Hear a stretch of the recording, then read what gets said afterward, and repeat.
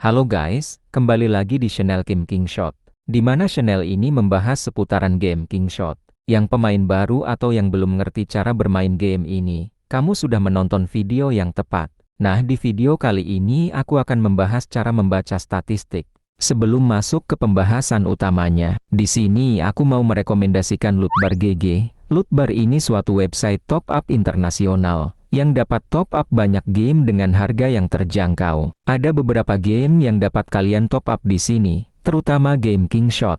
Lootbar GG adalah layanan isi ulang terpercaya yang menawarkan hingga 22% untuk paket Kingshot. Itu berarti kalian dapat menghemat hingga 22%. Dan gunakan kode keren untuk mendapatkan kupon diskon. Jika kamu ingin terus-menerus mendapatkan diskon di Lootbar, kamu bisa membuat akun baru setiap top up di Lootbar. Karena di Lootbar akan selalu mendapatkan diskon untuk pengguna baru. Dan proses ordernya juga mudah banget, kalian tinggal ikutin saja arahannya, dan langsung paket yang kalian pilih masuk. Ulasannya juga bagus dari pengguna yang menyediakan layanan yang lebih murah, lebih aman dan lebih cepat. Dan Lootbar ini menyediakan metode via salve. Kalian dapat membeli paket sendiri di dalam game langsung, dan dapatkan kupon diskon ekstra 10% menggunakan tautan aku dalam deskripsi di bawah. Oke, masuk ke pembahasan utamanya. Kali ini aku akan menjelaskan cara membaca statistik. Karena banyak dari kalian yang belum mengerti cara membaca statistik, kalian bisa melihat di bagian laporan pertempuran, ketika kalian menyerang seseorang atau ketika kita diserang seseorang. Jadi sekarang aku akan menjelaskannya secara detail agar kalian bisa memahaminya dengan benar. Dan jika kalian sudah benar-benar memahami cara membaca laporan, kalian dapat memprediksi hasil pertempuran sebelum menyerang atau diserang siapapun. Hal pertama yang bakal kita lihat adalah laporan penurunan kekuatan kedua belah pihak. Sisi kiri melakukan penyerangan dan sisi kanan melakukan pertahanan. Bisa kalian lihat di sini. Di sini aku kehilangan 4 juta kekuatan, dan pihak musuh hanya kehilangan 200.000 kekuatan. Sekarang kalian dapat melihat jelas ada perbedaan besar dalam jumlah pasukan. Sisi kiri ini hanya memiliki 133.000 pasukan, dan sisi kanan memiliki 1 juta pasukan. Jadi hal mendasarnya adalah jika kalian memiliki jumlah pasukan lebih besar saat kalian bertahan, kalian dapat memenangkan pertempuran. Jadi jika kalian memiliki lebih banyak pasukan, kalian bisa menang. Tidak masalah apakah itu menyerang atau bertahan. Kalian dapat menang jika memiliki lebih banyak pasukan. Jadi itu adalah hal yang sangat mendasar. Yang berikutnya adalah kerugian. Kerugian adalah pasukan yang tidak akan kembali atau pasukan yang mati. Di sini kedua belah pihak tidak ada kerugian, berarti tidak ada pasukan yang mati dalam pertempuran. Yang berikutnya adalah terluka. Terluka adalah pasukan yang hanya terluka saja. Saat menyerang atau bertahan pasti ada pasukan yang terluka. Yang terluka akan masuk ke rumah sakit.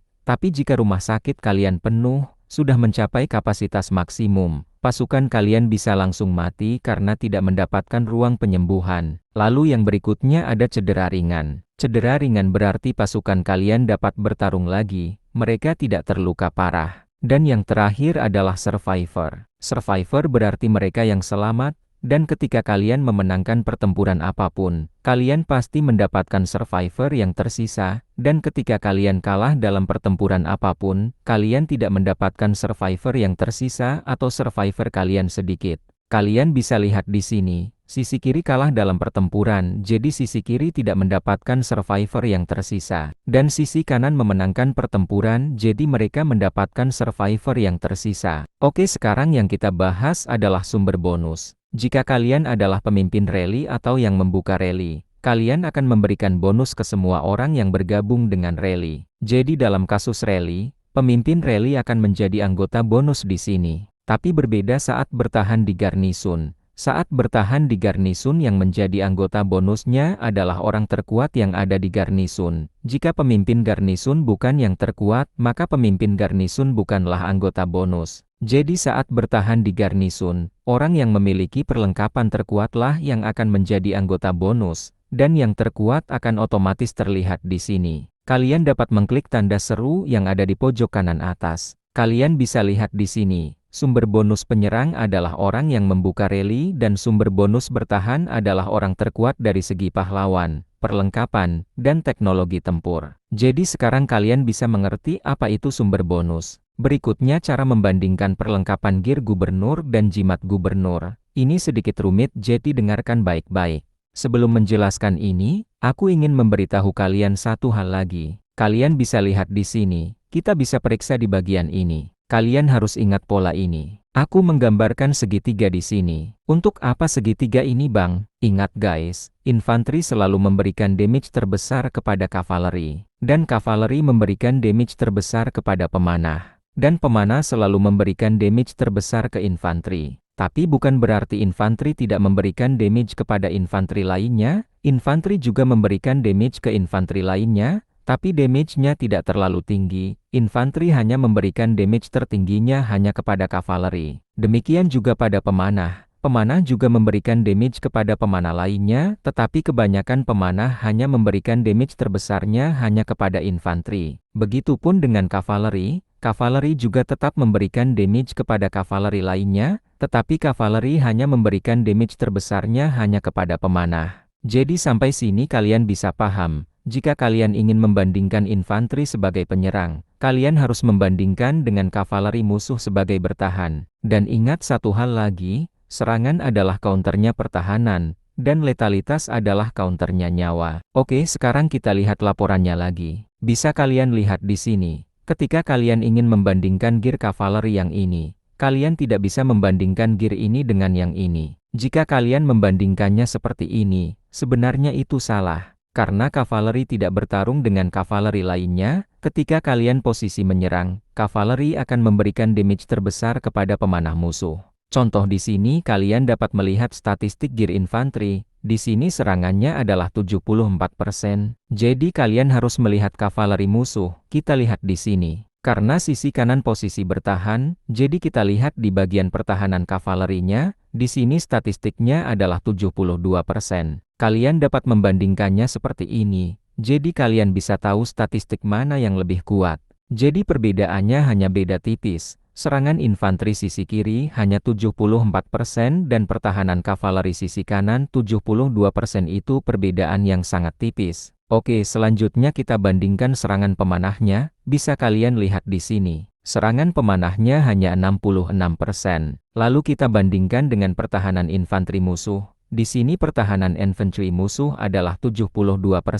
Jadi dalam kasus ini, serangan pemanah kalah dengan pertahanan infanteri. Oke, selanjutnya kita bandingkan serangan kavaleri dengan pertahanan pemanah musuh. Di sini serangan kavaleri hanya 64%. Kita lihat pertahanan pemanah musuh. Di sini pertahanan pemanahnya adalah 69%. Dalam kasus ini juga pertahanan musuh menang. Beginilah cara kalian membandingkannya. Gear baju tidak bisa dibandingkan dengan gear baju, gear mahkota tidak bisa dibandingkan dengan gear mahkota, dan gear cincin tidak bisa dibandingkan dengan gear cincin. Kalian tidak bisa membandingkannya seperti ini salah. Jadi ingat baik-baik, saat menyerang, serangan infanteri kalian akan dilawan dengan pertahanan kavaleri musuh, serangan pemanah kalian akan dilawan dengan pertahanan infanteri musuh. Serangan kavaleri kalian akan dilawan dengan pertahanan pemanah musuh. Ingat saja ini baik-baik.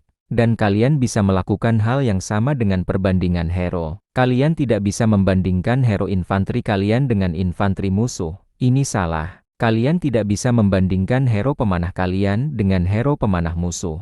Dan kalian tidak bisa membandingkan hero kavaleri kalian dengan hero kavaleri musuh. Ini salah. Saat kita menyerang, kavaleri musuh akan menerima damage paling besar dari infanteri kita, infanteri musuh akan menerima damage terbesar dari pemanah kita, dan pemanah musuh akan menerima damage besar dari kavaleri kita. Jadi beginilah cara membandingkannya dengan benar. Dan di sini aku akan memberikan contoh cara membandingkan gear hero. Karena serangan adalah counternya pertahanan dan letalitas adalah counternya nyawa, mari kita lihat. Bisa kalian lihat di sini. Letalitas infanteri hanya 45%, letalitas infanteri akan dilawan dengan nyawa kavaleri. Dan kita bandingkan dengan nyawa kavaleri musuh. Nyawa kavaleri musuh adalah 101%.